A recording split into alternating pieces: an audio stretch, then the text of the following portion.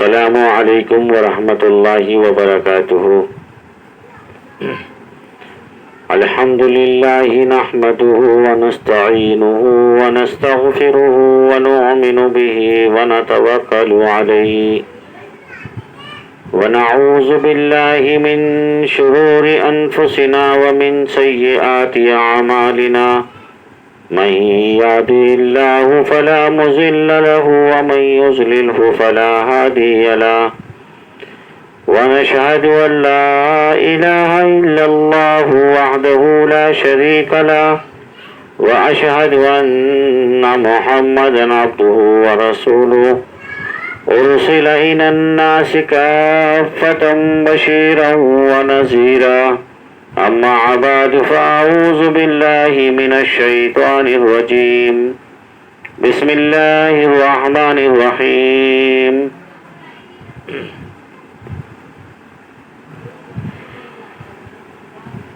خيركم من تعلم القرآن وعلمه صدق الله العظيم۔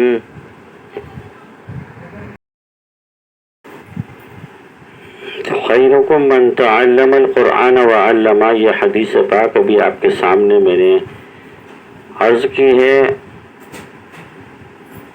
فرماتے ہیں حضرت محمد مصطفیٰ صلی اللہ تعالی علیہ وسلم کہ تم میں سب سے بہتر ہے وہ شخص جو قرآن کو سیکھے اور سکھلائے۔ اس سے یہ علم حاصل ہوا کہ ہمیں اللہ کا کلام سیکھنا بھی ہے اور سکھانا بھی ہے۔ دوسری جگہ قرآن کریم نے یہ ارشاد فرمایا تبارک الذی بیدہ الملک، کہ برکتیں اللہ کے کلام کی تلاوتوں میں ہیں۔ اور پھر قرآن کریم نے ارشاد فرمایا ورتل القرآن ترتیلا، کہ تم قرآن کو ترتیل کے ساتھ پڑھا کرو، یعنی ٹھہر ٹھہر کے پڑھا کرو۔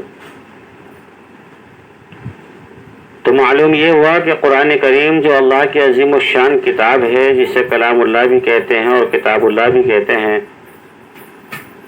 اس کا سیکھنا اور سکھلانا باعث رحمت، برکت اور مغفرت کا سبب ہے۔ اور اللہ سبحانہ و تعالیٰ ایسے لوگوں کو بے حد پسند فرماتا ہے جو قرآن کریم کو پڑھتے اور پڑھاتے ہیں۔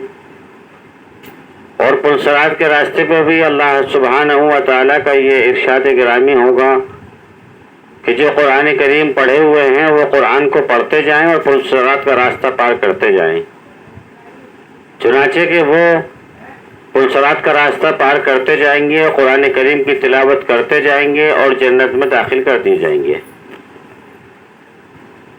حدیث پاک میں آتا ہے حضرت صلی اللہ تعالی علیہ وسلم نے یہ ارشاد فرمایا کہ جب خاندان میں ایک بچہ قرآن کا حفظ کر لیتا ہے اور پھر اس پر عمل کرتا ہے اور ساری زندگی قرآن کو دہراتا رہتا ہے، تو وہ بچہ میدان حشر میں ایسے 7 لوگ خاندان کے جن پر جہنم کو واجب کر دیا جائے گا، اللہ سبحانہ و تعالیٰ سے سفارش کر کے خاندان کے ان 7 فریقوں کو جنت میں داخل کروا دے گا۔ قرآن کریم کی برکتوں سے شرکش جنات اور شیاطین کے وسوسے اور حملوں سے بھی دور رہتے ہیں، اور مکانوں میں خیر و برکت اور نورانیت بھی رہتی ہے، کاروبار کی رکاوٹیں ختم ہوتی ہیں، اور انسان جاہل نہیں کہلاتا بلکہ اس کے اندر شعور پیدا ہوتا ہے، اسے بولنے کا سلیقہ حاصل ہوتا ہے، اسے محفل کی پہچان ہوتی ہے، اسے لوگوں کی پہچان ہوتی ہے، کس محفل میں کس وقت میں کیا گفتگو کرنی ہے۔ قرآن کریم کو پڑھنے سمجھنے والے کو یہ علم بھی دیا جاتا ہے اللہ سبحانہ و تعالیٰ کی طرف سے کہ کیا تمہارے لیے جائز ہے اور کیا ناجائز ہے، کن چیزوں سے تمہیں دور رہنا ہے اور کن چیزوں کے تمہیں قریب آنا ہے۔ اللہ کی قسم، پہلے ہمیں گھروں کے اندر سے قرآن کریم کی تلاوتوں کی آوازیں آیا کرتی تھیں، کہیں سے یاسین شریف کی تلاوت کی آواز آ رہی ہے، کہیں سے سورہ بقر کی تلاوت کی آوازیں آ رہی ہیں، کہیں سے سورہ رحمان کی تلاوت کی آوازیں آتی تھیں، لیکن اب بگڑتے ہوئے حالاتوں کو دیکھتے ہوئے ہم نے یہ اندازہ کیا کہ اب گھروں سے تلاوتوں کی آوازیں نہیں بلکہ گانے بجانے کی آوازیں آ رہی ہیں، در و دیوار سے کنجر اور کنجریوں کی آوازیں آ رہی ہیں۔ اللہ کے نبی حضرت محمد مصطفیٰ صلی اللہ تعالی علیہ وسلم نے ارشاد فرمایا کہ قیامت کے نزدیک در و دیواروں سے کنجر اور کنجریوں کی آوازیں آئیں گی۔ یہ کنجر اور کنجری معلوم ہے کن لوگوں کو کہتے ہیں؟ جن کو ہم سنگر کہتے ہیں، وہ ان کی آوازوں کو کنجر اور کنجریوں کا نام اللہ کے نبی حضرت محمد صلی اللہ علیہ وسلم لے رہے ہیں۔ تو ہمیں شرم آنی چاہیے، غیرت آنی چاہیے، اور ہمیں سوچنا اور سمجھنا چاہیے کہ ہمارے گھروں سے قرآن کریم کی تلاوتوں کی آوازیں نکلتی ہیں یا کنجر اور کنجریوں کے گانوں کی آوازیں نکلتی ہیں۔ دوسری جگہ حضرت صلی اللہ تعالی علیہ وسلم نے یہ بھی ارشاد فرمایا کہ آج کے بت بولتے نہیں، چلتے نہیں، لیکن قیامت کے نزدیک کے جو بت ہوں گے وہ بولیں گے بھی اور چلیں گے بھی، اور ان کی آوازیں در و دیواروں سے آئیں گی۔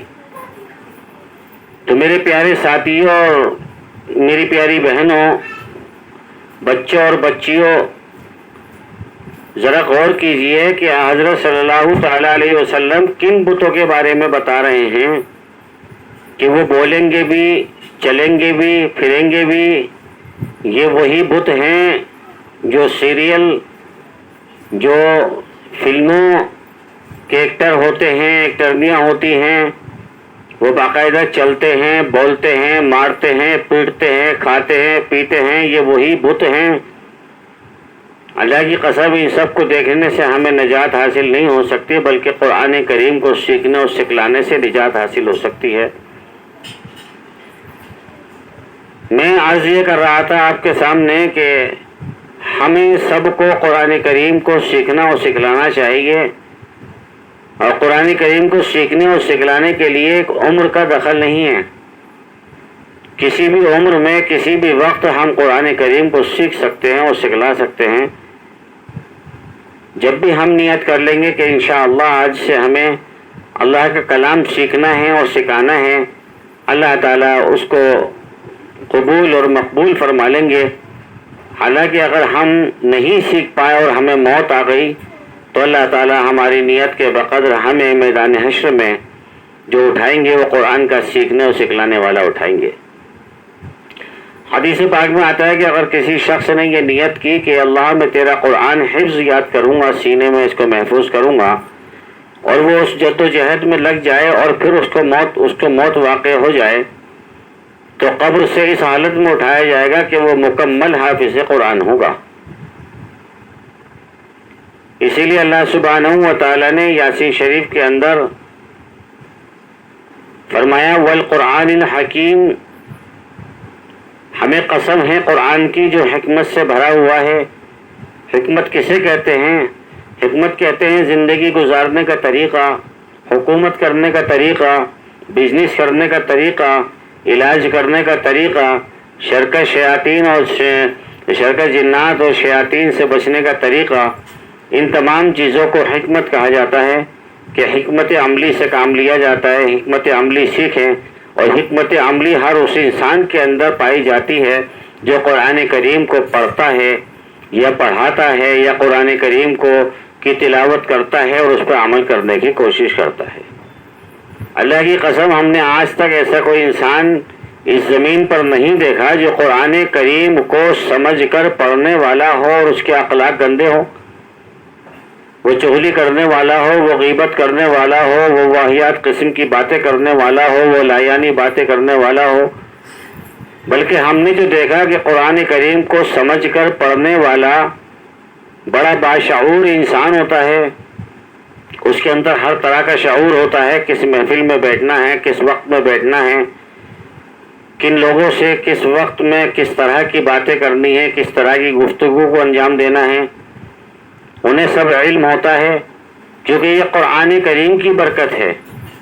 اللہ سبحانہ و تعالیٰ فرماتا ہے اے ایمان والو، جب کوئی بندہ یا بندی قرآن کریم کی تلاوت کرتا ہے گویا کہ میں اس کی زبان سے بولتا ہوں۔ اللہ سبحانہ و تعالیٰ کہ ذات قدرت ایک تجلیات ہے، ایک روشنی ہے، ایک نور ہے. اللہ سبحانہ و تعالیٰ کی زبان نہیں ہے، لیکن اللہ رب العزت فرماتے ہیں کہ جب میرا بندہ اور بندی قرآن کریم کی تلاوت کرتا ہے گویا کہ میں ان کی زبان سے بول رہا ہوں.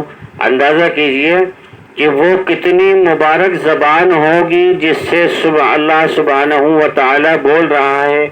وہ کتنے خوش نصیب کان ہوں گے جس میں قرآن کریم کی تلاوتوں کی آوازیں پہنچ رہی ہیں. وہ کتنا عظیم دل ہوگا جس دل کے اندر قرآن کریم محفوظ ہوگا. وہ کتنا پاکیزہ دل ہوگا.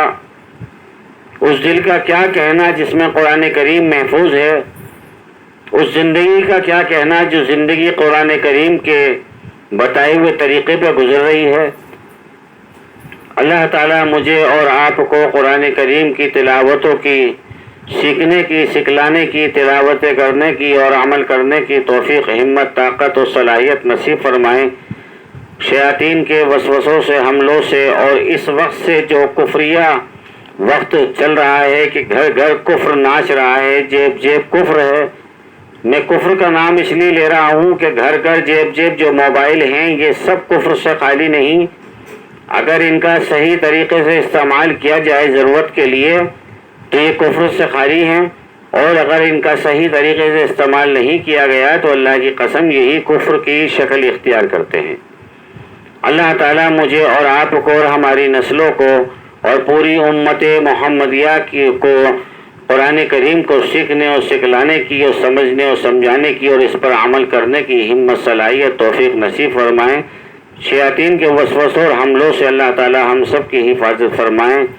اللہ تعالیٰ قرآن کریم کی برکتوں سے پورے عالم میں خیر اور عافیت کے معاملے فرمائیں اور خیر کی ہوائیں نازل فرمائیں، محبت کی فضا قائم فرمائیں اور برکتوں کا معاملہ نازل فرمائیں. اللہ تعالیٰ پوری امت محمدیہ کی جان، مال، عزت، آبرو کی، ایمان کی حفاظت فرمائیں. میں اپنی مختصر بات کو یہی روکتا ہوں. اللہ نے اگر ہمت، طاقت و صلاحیت نصیب فرمائی تو انشاءاللہ بہت جلدی آپ کے سامنے دوبارہ حاضر ہونے کی کوشش کروں گا کہ آپ کے سامنے حاضر ہونے سے میرے علم میں اضافہ ہوتا ہے، مجھے بھی کچھ سیکھنے اور سکھلانے کو مل جاتا ہے. اللہ سے میرے حق میں بھی دعا کریں کہ میں ایک عرصے سے بیمار اور کمزور چل رہا ہوں. اللہ تعالیٰ میری رہبری فرمائیں، مجھے شفاء کاملہ اور عاجلہ عطا فرمائیں. میری آپ سبھی حضرات سے یہ درخواست اور اپیل ہے کہ میری ہمت افزائی کے لیے جو حضرات چینل پر مجھے پہلی مرتبہ سن رہے ہیں وہ میرے چینل کو سبسکرائب کر دیں اور بیل آئیکن کو بھی آن کر دیں تاکہ میری ہر ویڈیو آپ تک وقت پہ پہنچ جائے. اور اللہ سے دعا کریں اللہ تعالیٰ مجھے کامیابی نصیب فرمائیں. سبحان ربک رب العزت عما یصفون وسلام علی المرسلین والحمد للہ رب العالمین. السلام علیکم ورحمۃ اللہ وبرکاتہ.